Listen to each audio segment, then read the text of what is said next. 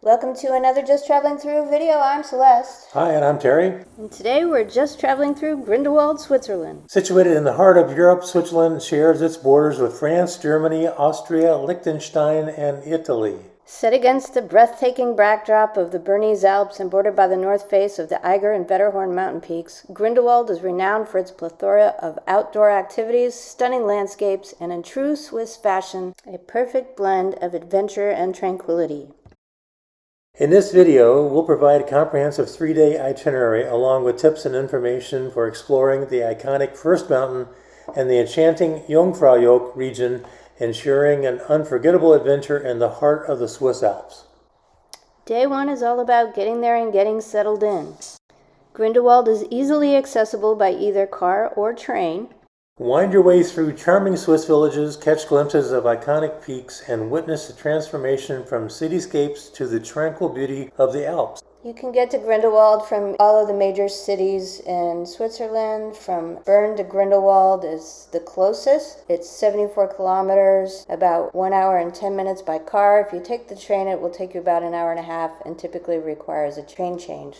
Or if you start from Zurich, it's 137 kilometers and it will take just over 2 hours by car. If you take a train changes are required and it takes about 3 hours. If you're coming from Geneva by car, it's 233 kilometers, take about 2 hours and 41 minutes. But if you take the train, it requires a lot longer because it has to go through Bern, and so approximately 4 hours. And 3 train changes.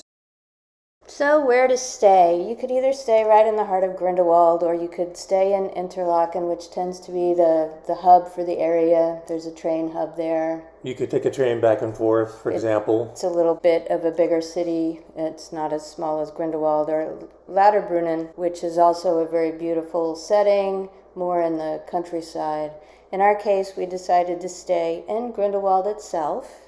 As you can see in this image, there are quite a few places to choose from. We used VRBO and Expedia to narrow down our search and finally decided to stay at the Swiss Derby. We chose the Swiss Derby Hotel because it had parking. Yes, very important. We had a car, and it was right next to the train station. It had this beautiful view of the Wetterhorn Mountain. And not quite a half a kilometer from the cable car station to go up to the top of First Mountain. So on the day you arrive, you check in, you can walk around the village. It's really pretty. There's tourist shops there. There's a Grindelwald museum that you could visit if you had the time. And the views on both sides of the little village are just spectacular. And then try to find somewhere nice to have dinner, to have a traditional Swiss meal. Some good Swiss fondue maybe, and maybe a cold beer. As you can see from this image, there's a number of restaurants in town. I would say do your research based on what you like to eat. Day 2, visit First Mountain. This alpine paradise offers an array of adrenaline-pumping activities. Picture yourself suspended high above the breathtaking landscapes on the First Mountain cliffwalk, a daring feat that combines panoramic views with the thrill of a suspended bridge. Take the Fierce Flyer or Fierce Glider zip lines, ride on the Fierce Mountain carts, and or trottibike all the way down the mountain to Grindelwald, or spend your day hiking and picnicking. So to start your day, you want to find the gondola in the center of town. In our case, it was only about a 10-minute walk from our hotel. You can see in this map, it shows the gondola going to the center of Grindelwald. The first stop is at Bort, the second stop is Schreckfeld, and the third stop is at Fierst. So we recommend going all the way up to Fierst when you first start for this itinerary. And you want to consider going early because these are 4-person gondolas. They're kind of small, and being that it's a very popular thing to do, get there early so you can get the times you want. And there are various ticket prices and packages, so take a look at what they offer. You can do your day a la carte if you want to get the ticket just to the top and then you plan to get down another way, and we'll go through some of those in a little bit. That you can do that, or you can do an all-encompassing package that includes just about everything there is to do on the mountain. Including a return ride down to the valley and the gondola again.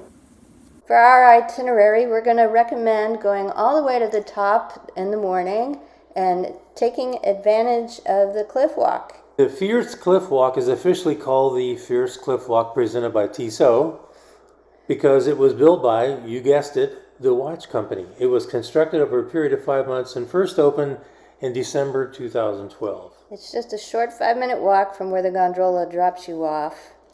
And the cliff walkway is literally built into the sides of a cliff. You can see in our imagery how stunning the visuals are. You're just right on the side of the cliff. For those of you who might have a fear of heights, you may not it's want a to walk little out there, nerve-wracking, but it's really safe.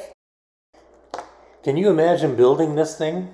Yeah, take a look. When we walked across the suspension bridge, we're always looking at how things are built, and it just is amazing to see this. Suspended against the side of the cliff. We stopped frequently to look to see how it was attached to the cliff, and even though it's really securely fastened to the cliff, it still gives you pause when you look how high you are. The terrace extends out into the what looks to be open air. It's actually 45 meters above what it's built on, giving you unparalleled views of the valley below.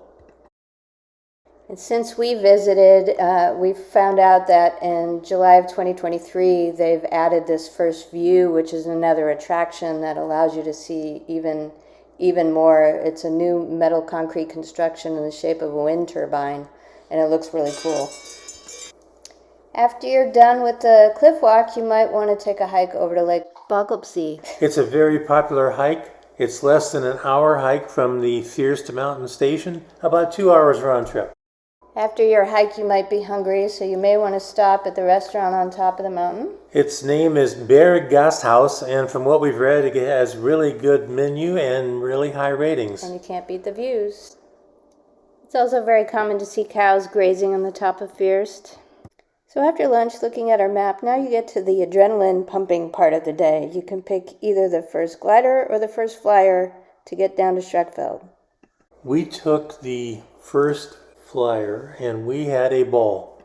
I'm ready.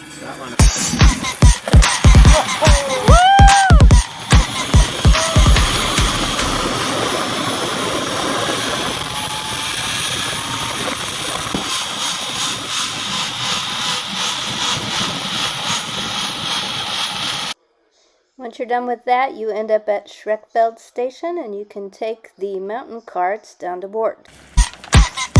Wave goodbye! After you do that, you have the choice of taking the trottibikes down from Schreckfeld. A scooter. Or you can go back up on the gondola or down on the gondola, or you can walk down. We chose the walk. So the trottibikes looked like a lot of fun, but honestly, they looked a little too risky for us at our stage in life. Yeah, the trail was steep. And we saw some other people having some difficulties. We walked down. All Trails says it's 4.4 miles out and back, so 2.2 miles back to the city. It's generally steep, but the views are just amazing. It took about maybe an hour and a half, 2 hours. But the scenery is just awesome. One of the coolest things that we went by on our hike down was a cheese shop right there in the middle of the mountain. Yeah, it was one of those you take and leave the money behind and we're fine with the things. And we partook. We bought ourselves some cheese. And it was very, very good.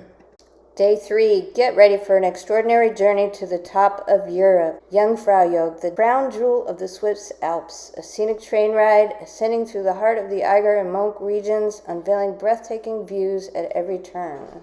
At the summit, you'll find yourself at a staggering 3,454 meters, or 11,332 feet above sea level. Explore the Ice Palace, witness the colossal Aletsch Glacier, and stand atop the Sphinx Observatory for unparalleled panoramic vistas.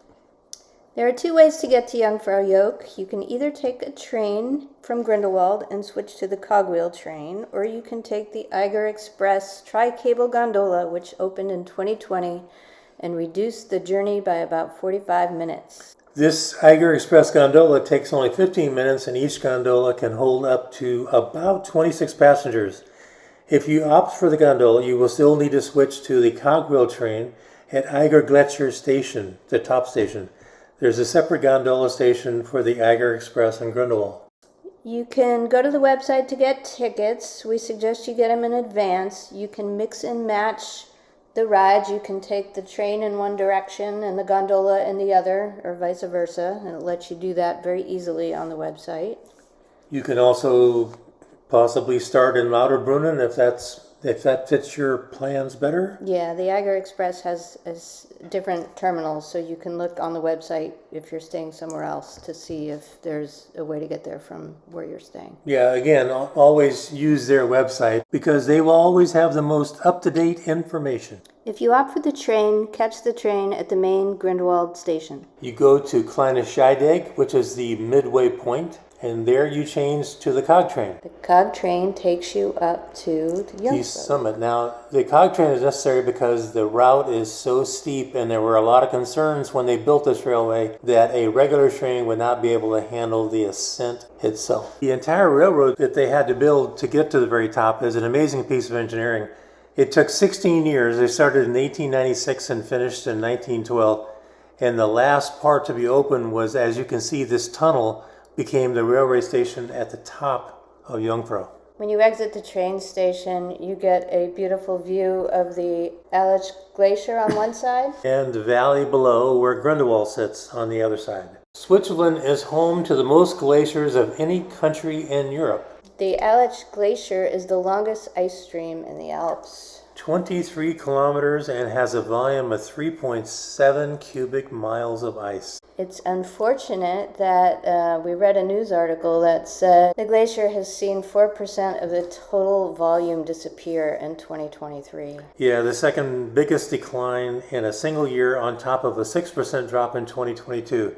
That's 10% lost in just 2 years. An elevator will take you to the Sphinx Observatory, which is the highest observatory in the world, at 11,716 feet above sea level. As you can see in this video segment, it was very, very cold standing. This was August. Yeah, and it was in summertime. On one side, we're looking down into the valley where Grindelwald sits. On the other side is where the glacier is located. So the views are amazing, but it was cold. You can go out in the snow, and you can hike to Monksjoch Hut, a 45-minute hike on a high alpine path. You need to be in very good shape and have the right equipment and shoes if you're going to do the hike. After you're done with that, you can check out the Ice Palace, which was just below the viewing platform. And as you can see in these images, it was solid ice. Mountain guides created the aisles and the halls in the 1930s with picks and saws. Today, artists create the ice, and other artist exhibits are there as well, as you can see by me standing next to a cow. What was a cow doing in this ice tunnel? Well, the cow statue celebrates Switzerland's close connection with cows, so we decided it was an obvious Kodak moment. Yodelay.